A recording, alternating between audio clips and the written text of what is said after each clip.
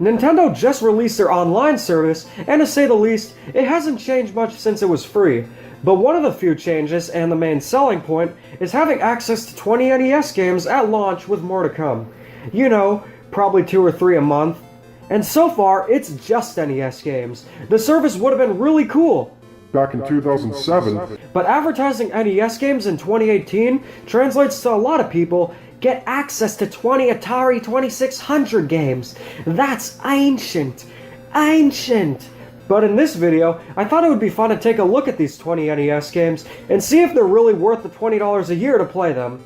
Let's start off with Balloon Fight. You take control of an unnamed character, and the goal is to pop the enemy's balloons and have them land on the ground. But don't get your own balloons popped. This is a classic arcade-style game, and while its controls are a little bit janky, it's still fun to play.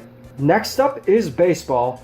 Just baseball. But is the game as exciting as the title? Why, of course! It's slow, it's boring, and there are far better baseball games out there. I doubt this will hold your attention for that long. Ah, the classic Donkey Kong. This is the first appearance of Mario, Donkey Kong, and Pauline.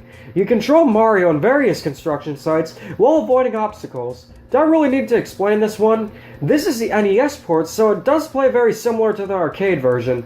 But here's the problem. It's missing the cement factory. On top of that, the arcade version of Donkey Kong is on the eShop. What would you rather have? A gimped NES version of the game? Or the arcade version? Still a fun game. Double Dragon, a classic beat-em-up for the NES. It's a fun game with some great music, but there's a problem.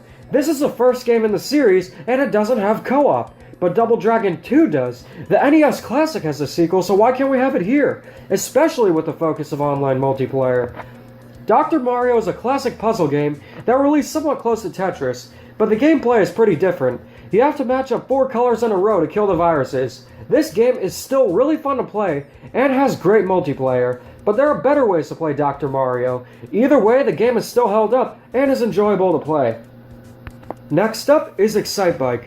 Although it isn't as exciting to play as it was 30 years ago, it's an enjoyable game and requires a bit of strategy to complete the track. I had fun replaying it, and it's a good game.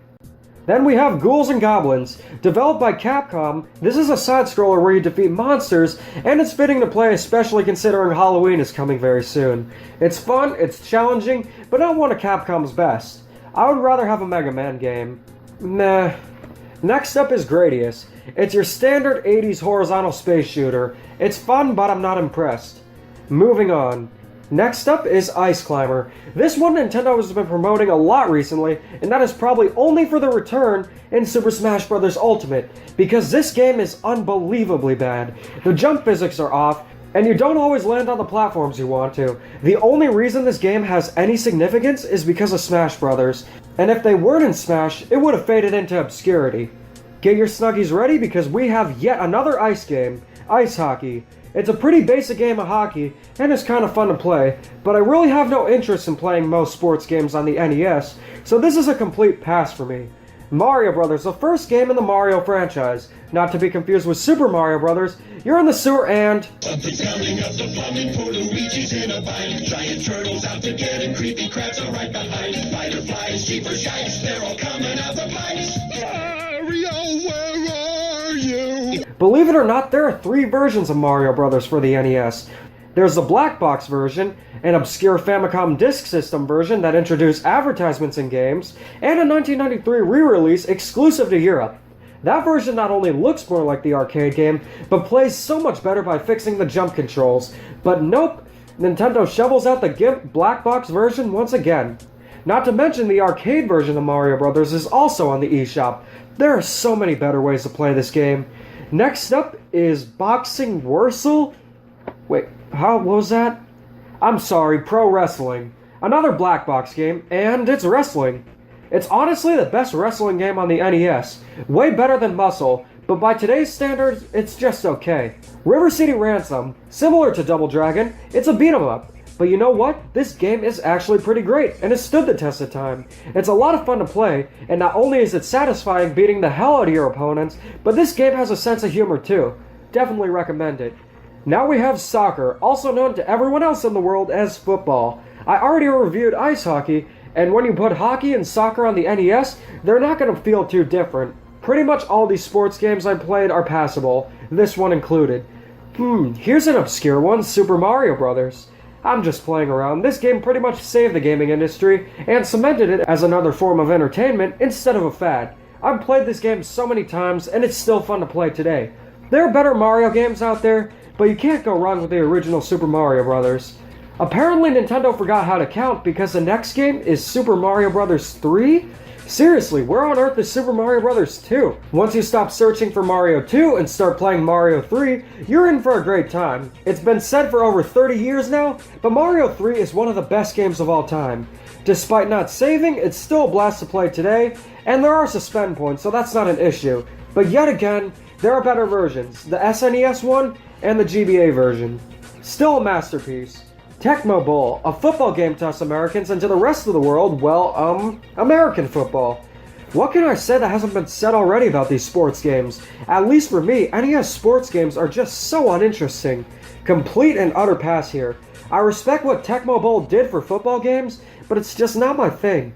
Another sports game? Yup, it's tennis. Not Mario Tennis, not Dennis the Menace Tennis, not Snoopy Tennis, just tennis. And that's it. The first video game ever made was a tennis game called Tennis for Two. Tennis on the NES has aged better, but it's still very mediocre. One thing I will give it credit for is being a complete game, unlike another tennis game Nintendo recently released. Next up, we have Yoshi Commits Tax Fraud, and yeah, that's a dead meme. The game is just called Yoshi, and it's a puzzle game developed by the legendary Game Freak.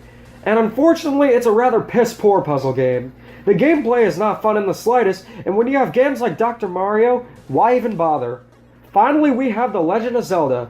Just like Super Mario Bros. 3, this game has held up especially well, and is still fun to play today. I think everyone can agree this is a classic game that is still worth replaying. Well, that's it for the NES games that launched with the service. To say the least, they aren't bad, but with a few exceptions, a lot of them haven't aged well. Some of them are mediocre like Mario Brothers and Ghouls and Goblins, but others are just terrible like Yoshi and Ice Climber, not to mention the overabundance of sports games. But let's take a look at games that have stood the test of time. I'll use Super Mario Bros. 3 as an example. Let's see how many ways you can play Super Mario Bros. 3. You can play it on the NES, SNES, GBA, Wii, 3DS, Wii U, NES Classic Edition, and now the Switch. And if you really want to go further, you can play it on the GameCube with the Game Boy player. Can you see why people are getting tired of NES games? I'll admit, having NES games on the Switch is a good thing. It's important to preserve these games, and there are a ton of NES games out there that are truly great. But unfortunately, the selection here isn't great. Even the games that are coming out later aren't really anything to write home about. Sure, they could always add games like Mega Man and Castlevania, but having just NES games with no sign of SNES or other consoles isn't enough to convince a lot of people, including myself, to get the online service. I hate having to beat a dead horse, but having SNES, N64, and especially GameCube games is really important if they want to sell the online service. Heck, I'd even throw in Wii games considering that the Nvidia Shield, which has very similar technology to the Switch, can play Wii games that are upscaled in HD and have added online play. Why can some niche Chinese console have this feature, but the Switch can't? And think about it, the NES games are really the only selling point when it comes to the online service. The cloud saves don't work with every game, even major ones like Splatoon 2 and Pokemon. The online connectivity hasn't improved because it's still peer-to-peer, and yeah, I know it's only $20 a year, but really nothing has improved. It's something Mr. Krabs would do. Remember when he charged Squidward for breathing and standing and then Squidward went on strike? That's how I feel about the Nintendo Online service. It was free for a year and a half, but now we're suddenly getting charged for it with really no benefits. I use a free trial, but until it improves, these NES games do not justify it. Don't feel pressured into getting the online service, and if you don't feel it's right what Nintendo is doing, simply don't get it until it improves. I hate to end the video on such a negative note, but I really can't say anything else. Anyways, thanks for watching, and keep calm and da-da on.